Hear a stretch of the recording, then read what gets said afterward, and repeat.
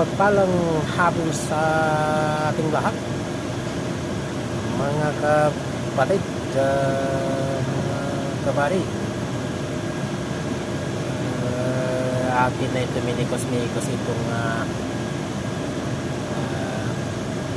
engine room fuse box ng Chrysler 300. Walang high speed yung radiator fan, mga kapatid. So chinik ko yung relay number 1 na Vera3. Okay naman.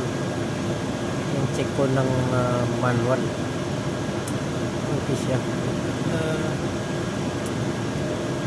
Ayaw automatic, walang high speed.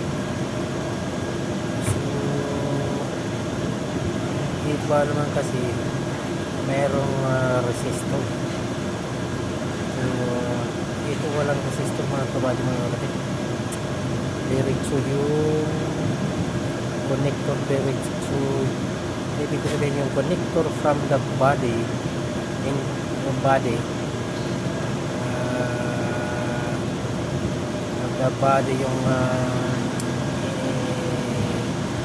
yung harness wiring from the body to fan motor ng dalawa is diretso sa fan motor mismo. Meron lang siyang connector na body to fan motor. So